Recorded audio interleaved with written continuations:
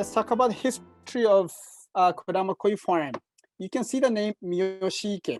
This is actually the name of the company my father started when he was in Japan. So in Japan, we are still known as Miyoshike. This means three good ponds in Japan. And if you look at this map, you can see Tokyo here, and you can see Niigata here, the north of Tokyo, the other side of Japan. You can see Niigata. So this is the mecca of Japanese koi. So I'm not sure if you ever been to Japan for koi, but if you if you go to Japan to buy koi, this is a place to go. And hopefully everything's gonna be done by this fall, and so that I can organize another koi tour this October. Then hopefully some of you can join us. And where we are from is, can you see here Nagoya, west of Tokyo? This is where I am from, and this is where my father founded his first company. And then if you look at this picture on the very left, this gentleman on the very left, this is my father. And if you see the pictures down below, this is I still remember I was really small, but this is one of the first billboard of my father's company. It says Miyoshike and it says koi. Anyway, so my father started this business in 1967, a few years before I was born. Before then, he was actually working for a local freshwater station. He was working there as a researcher. So one of the first assignment one time he told me is that because at the time koi started getting very popular in Japan. So one of the first assignment he got was to study the relationship between the feeding and also the fish weight. How much feed is going to grow those koi for how long, how what the size. So, and he said that it was those varieties. So that's kind of how he started his careers. And then he quit the job and he started his own business. At the time, it was not just koi. He was more into aquaculture. He was dealing with eels. He was selling sweet fish. He was mostly aquaculture fish for the food. But one of them was ornamental fish, which is koi. So he has so many products to carry. He was delivering those fish to the restaurants and garden centers, those places. And at the very end, he decided to just focus on koi. One time I did ask him why he picked koi, when he has so many different products to pick. And he told me that he thought it was interesting. Koi was interesting because the value of the koi depends on the size, it depends on the beauty of the koi. When other products, other aquaculture fish, eels, sweet fish, it goes by the pound. The price depends on the pound of the fish. So even though it is true, as you know, even though it is like 6, 7, 8 inches koi, can be easily more expensive than 20, 24 inches koi, because we value the koi based on the beauty, not the pound. And then, after he focused on just koi, he became pretty famous. He became one of the top koi dealers in Japan. He has won grand champion at the All Japan Koi Show 5 times. At the time, nobody was able to win the grand champion this many. You can see those grand champion winners that he did. This is Kohaku, this is Dayano Kamen, this one is Lauren. I'm just mentioning the nickname.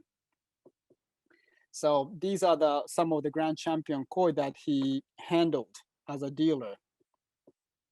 And he became a very famous koi dealer, and he kind of decided to go into a breeding business. And he was a little bit different koi business person from the others. Instead of starting the koi breeding business in Japan, he started the joint venture in Taiwan in 1990.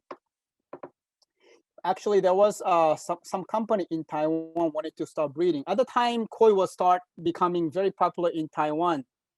and he has so many, good customers over there. So one of the customers wanted to do a joint venture with him. So what he did was basically he flew over to Taiwan and he offered many high quality Japanese koi as a parent stock. And then he taught them how to breed, how to cull koi, how to raise koi. So that was what he did. And then, I guess teaching was not enough for him. He really wanted to start his own. So he found a place in Okinawa, and we launched a breeding division of Miyoshike, our Japanese company, uh, by himself in Okinawa. That was 1992.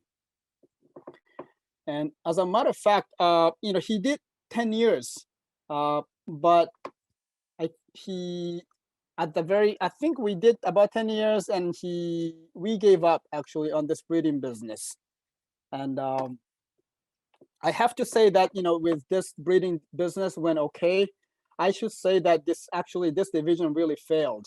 We lost a lot of money by doing that. However, we earned a very valuable experiences. And Taiwan, Okinawa, they are all located in a tropical areas. So that's where he got the ideas that we can still raise high quality Japanese koi. At the time, Niigata is a very northern part of Japan, very cold. You see so many snows when winter comes. So at that time, people would think that koi has to be bred and raised in such a cold area. However, through this experience, he realized that yes, breeding high quality Japanese koi, we still have to go to Niigata. But when it comes to growing those koi, we don't have to do it in Niigata. Actually, tropical areas like Taiwan, Okinawa actually are much more suitable for that purpose. And that experience actually is leading to our operation in Hawaii. Without that experience, I don't think we are here today in Hawaii. So in 2001, actually, this is me on the very left. And we decided to expand our business to the United States. That was almost 20 years ago.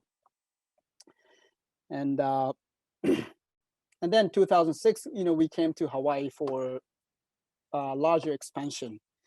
A lot of people ask us why we expanded or we moved to the United States. That's actually because in 1990s, it was a huge. Japan was in huge recession. The business was really poor during the time. The economy was really bad, and it was so hard to sell koi. The only growing part of koi business was export. At the time, I was, being a export manager of my father's company. I was exporting a lot of koi to Singapore, Malaysia, Indonesia, and Europe, and of course, some to the United States. I think at the time, like 70 to 80% of the whole Japanese koi from Niigata were being exported outside Japan, and I think it is still the same.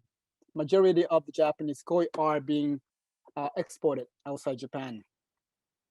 So we have many choices. So we had to do something, and we had to focus on more export business. And I was thinking about Asia first, but I knew the Asia is too close to Japan. Once those Asian dealers start learning how to do everything, I know they're gonna start that us being just a middleman. I think they're gonna start dealing with breeders direct. So I knew the risk coming. And in the Europe, there was a huge distributors. So, and it was kind of far. So that's actually why we came to the United States. At the college, I have spent 2 years in New York, and that experience helped me to expand the business to the United States too. So we, again, because of all the reasons, we came to the United States and we moved our operation from California to Hawaii in 2006, which is 15 years ago. And now this is where we are. This is actually, we had to move once. So this is actually a second operation, second koi farm in Hawaii. but this is what we have. This is about size 6 acres. We have 30 ponds of 3,000 gallons. If you can see those smaller square ponds, this is all, each pond is 3,000 gallons. And if you look at those longer pond, this is 10,000 gallon. We have 52 ponds over here. I believe some of you have been to my farm, so so I think you know. And then I don't know if you can see here. Okay, yeah.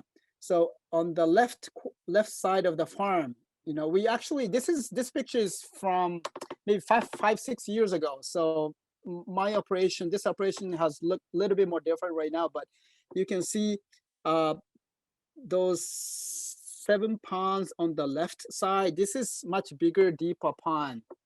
Size vary, somewhere from 15,000 to 25,000 gallons. So this is where we keep the best of the best of our farm. We usually have somewhere from 18,000 to 35,000 koi in stock, all Japanese. And we have 19 employees working. And we partner breeders, we usually deal with 40 to 50 top breeders. In Japan, I think we have, it really depends on how you count them, but I think there are about 1,000 breeders in Japan. So these are top of the tops. And when we moved to Hawaii, or while I'm running this operation in Hawaii, there are 2 common questions I always get from customers. One is why we moved to Hawaii. The second question is, why don't you start breeding? Why do you just import and sell? To the first question, there are many actually reasons, but there are 2 main reasons. One is the weather. As you know, Hawaii is basically, we have no winters. It's always summer. In other words, we can feed them all year round. Water is always warm.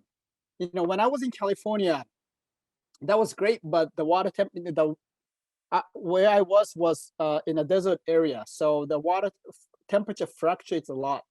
And when the water temperature fluctuates a lot, or when you have 4 different seasons, it's really hard to maintain the health. I mean, it's not difficult, but when you have the fluctuation of the water temperature, that stresses koi too. So when you have very stable water temperature like Hawaii, it's very easy to keep the health. And when the koi get sick, or whenever we have the koi coming in from Japan, koi will be very stressed. But in warm water, it's very easy for them to recover their health.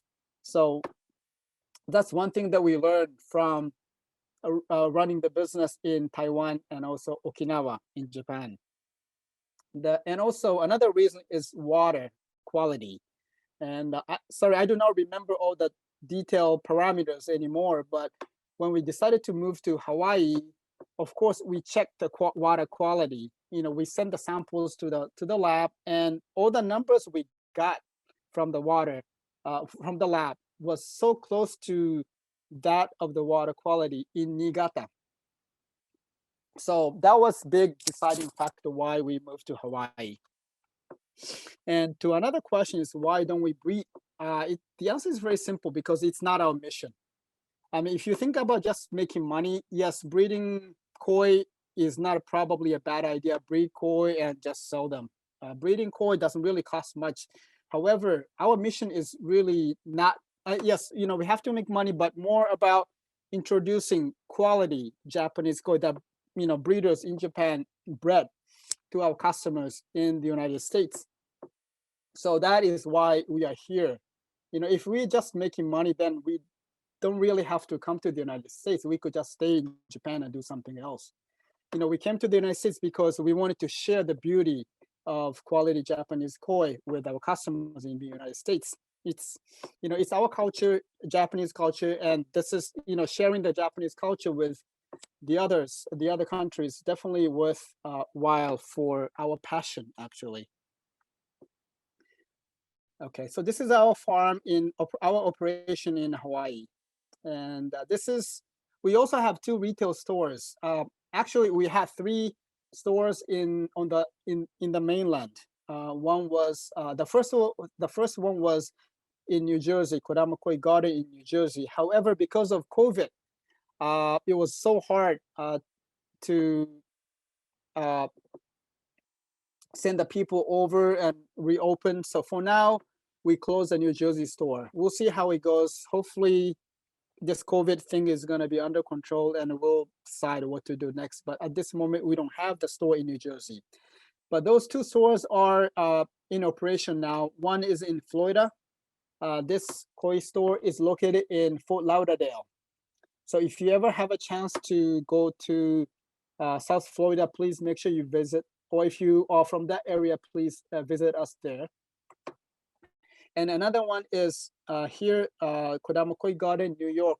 This store is located in Long Island. So if you are around that area, please pay a visit to our farm, to our stores. Okay, so this is our mission. It's very simple. Make everybody happy with koi. We like to deliver healthy and fine quality Japanese koi from Japan to all the koi hobbyists around the world. In this case, especially for the people in the United States and South America.